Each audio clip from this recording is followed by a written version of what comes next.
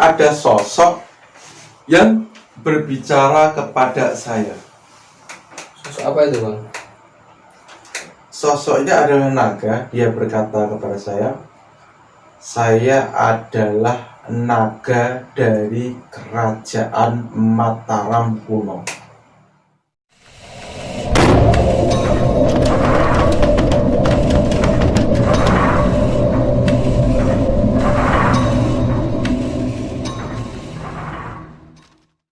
Assalamualaikum sahabat misteri. Kembali lagi di channel Mas I.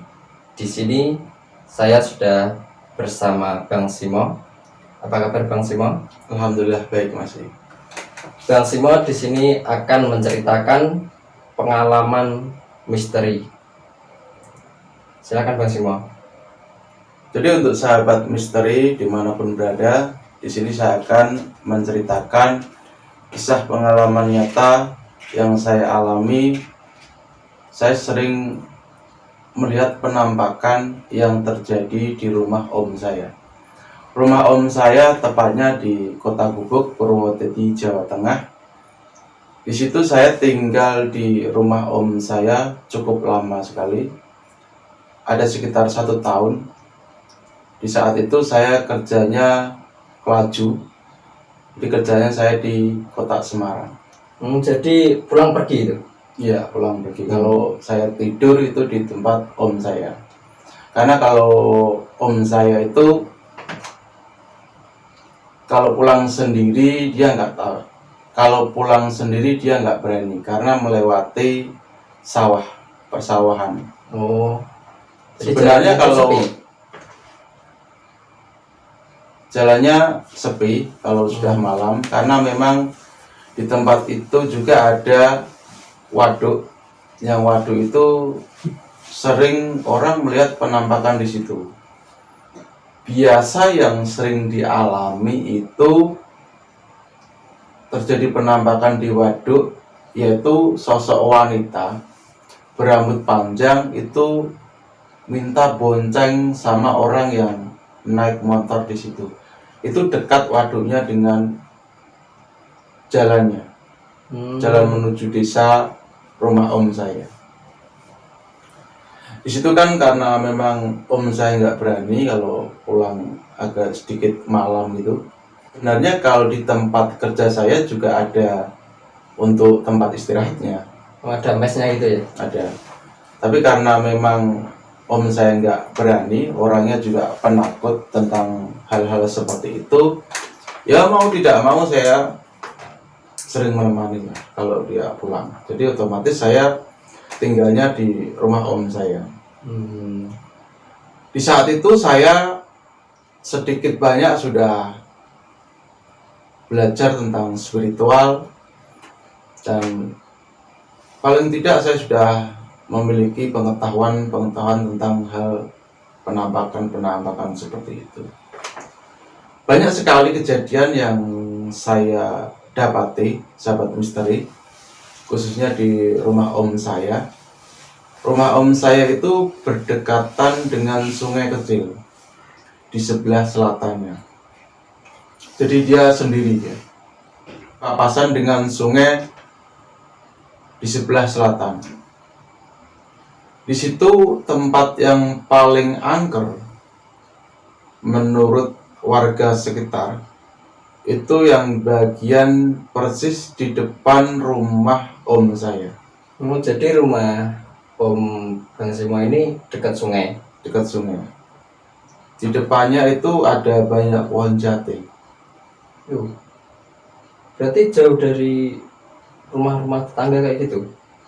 Ya sebenarnya nggak terlalu jauh, cuma itu dia sendiri. Maksudnya di sini ada rumah, terus di sini dia sudah rumah paling ujung gitu. Oh, paling ujung. Rumah paling ujung. Kalau yang tempat angker, menurut penuturan warga itu yang setelahnya pohon jati itu. Jadi di depan rumah om saya itu ada banyak pohon jati. Terus di sebelah baratnya itu ada tempat yang memang tempat itu angker. Bermula awal kejadian yang pertama kali yang saya dapati, sahabat misteri, itu ketika saya berada malam-malam, perut saya mules ini. Perut saya mules karena memang buang air besarnya masih di sungai itu. Oh iya. Waktu itu belum memiliki WC. Waktu malam itu perut saya mules, mau tidak mau saya pergi ke sungai itu untuk buang air besar. Itu malam-malam Malam-malam sendiri ya? sendiri. Itu sebenarnya kalau saat itu takut karena memang sudah dibumbui dengan cerita-cerita angker tempat itu. Itu dekat tuh. Di saat itu saya beranikan diri karena memang sudah nggak tahan ininya. Ketika saya mulai jongkok, permisi, sahabat misteri, di situ saya itu melihat kain putih terbang. Jaraknya kurang lebih paling 5 meter. Cukup tinggi dia. Jadi dia terbang begini, begini, begini. Di saat saya lihat itu, sahabat misteri, di saat saya lihat itu saya belum takut. Semacam kayak orang itu akalnya hilang sebentar.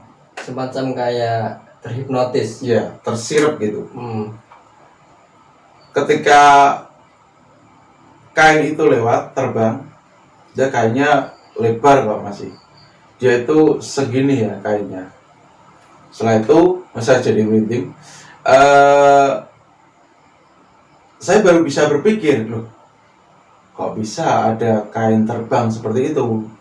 Tapi ini saya itu belum selesai sebenarnya ke situ untuk buang ini belum selesai.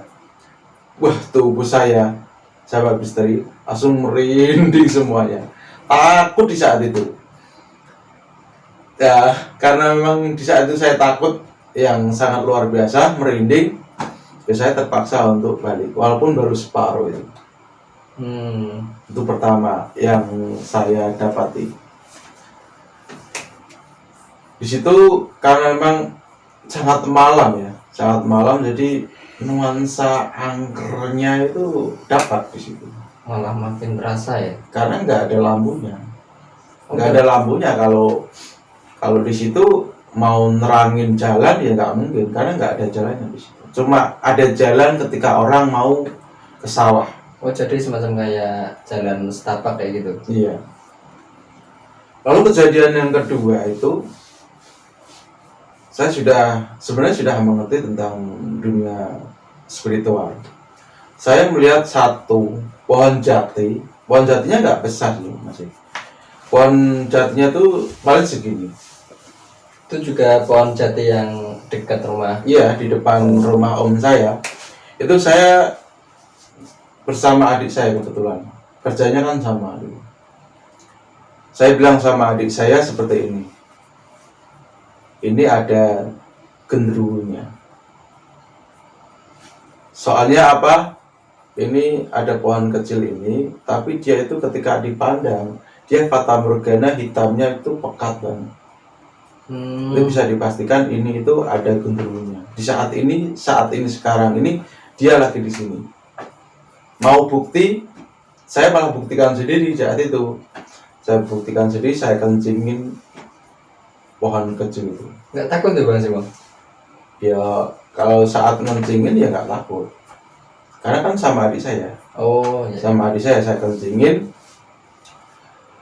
Terus di situ kan saya memang kejadiannya kan malam hari. Saya coba tidur. Tiba-tiba ketika saya tidur yang sebenarnya tidurnya tuh nyenyak. Tidur saya nyenyak, terus saya dibangunkan oleh sosok genderuwo. Jadi 4 sosok genderuwo itu langsung menyerang saya. Oh, itu berarti sosok genderuwo yang ada di jati yang Bang Simo kencingin tadi? Iya. Itu saya kan tidurnya di depan TV, bukan di kamar. Karena kan kamarnya cuma ada satu. Kamar om saya tidur sama istrinya, sama anaknya. Kalau saya sama adik saya tidurnya di luar, di dekat televisi. Di situ saya dibangunkan oleh sosok genderuwo, empat sosok, dua di depan saya, duanya lagi di belakang saya. Dan saya tidur, ini kelihatan di depan ini, yang duanya kelihatan di belakang saya, tapi juga kelihatan. Di situ saya kan mau bangun, sahabat misteri. Di situ saya mau bangun, susah banget saat itu. Susah banget mau bangun. Seperti pandangan saya itu melihat sosok yang dua di belakang saya itu, yaitu memegang saya. Saya tahu sebenarnya kalau sosok itu marah sama saya, karena kan kejadiannya waktu saya kencingin pohon itu. Sebenarnya saya tahu kalau saya lagi kencingin sosok genderuwo itu, tapi ya nggak apa lah, karena memang sosok genderuwo itu sering banget mengganggu om saya, seistrinya juga sering diganggu. Berarti sosok genderuwo itu sering mengganggu. Iya, sering mengganggu. Di situ karena memang di situ saya coba dengan kekuatan penuh, kekuatan fisik saya nggak mampu untuk melepas dari pegangan sosok genderuwo tadi. Saya coba tenangkan diri saya. Saya coba tenangkan diri, terus saya bangun. Alhamdulillah bisa di saat itu. Itu kejadian yang kedua, kejadian mistis yang saya alami di tempat om saya. Juga di situ saya pernah mengalami kejadian saya tidur di depan TV. Di situ tiba-tiba itu saya itu bisa kayak terbang gitu, sahabat misteri. Saya bisa terbang, saya bisa terbang, saya bisa terbang. Saya bisa melihat tubuh saya. Jadi semacam kayak sukmanya itu melayang. Iya, raga sukma di saat itu. Itu pertama kali saya mengalami proses raga sukma. Dulu saya belum bisa saat itu, belum bisa. Terus pandangan saya itu langsung terfokus kepada tempat yang paling angker itu. Tempat yang paling angker itu. Dan di tempat yang paling angker itu saya melihat cahaya merah menyala, besar dia, sahabat misteri. Sekepalan tangan ini. Sekepalan tangan ini. Dan ada angin kencang dari arah situ. Jadi arah Jati-Jati tadi. Dari arah sekitaran Jati tadi. Di situ mengarah ke saya. Di saat itu kan saya sedikit takut juga. Sedikit takut juga karena baru pertama kali sukma saya bisa saya lepas seperti itu. Tapi awalnya saya nggak niat untuk melepas sukma. Mungkin karena ini, mungkin karena ada kontak dengan energi luar yang kuat di daerah om saya tadi. Itu kejadian yang ketiga. Lalu kejadian lagi yang menurut saya paling unik itu sering banget saya ketindihan waktu tidur di situ. Banyak saya pernah melihat sosok genderuwo yang sangat banyak sekali juga. Sosok genderuwonya tapi dia itu rambutnya panjang. Mungkin itu sosok genderuwo satu-satunya yang pernah saya lihat yang memiliki panjang rambutnya itu ada sekitar 2 meter. Ada sekitar 2. Saya melihat loh, rambutnya itu di atas perut saya waktu saya tidur, tapi di saat itu saya nggak bisa bangun. Tapi saat tidur, tapi di situ saya bisa melihat sosok genderuwo. Sosok genderuwo tadi. yang menindih saya. Juga yang mungkin bagi saya yang paling kuat, sosok gaibnya itu adalah naga merah dari kerajaan Mataram. Di situ saya, karena sering terjadi gangguan gaib di rumah om saya itu menantang sosok naga. Bukan, menantang sosok gaib yang berada di situ.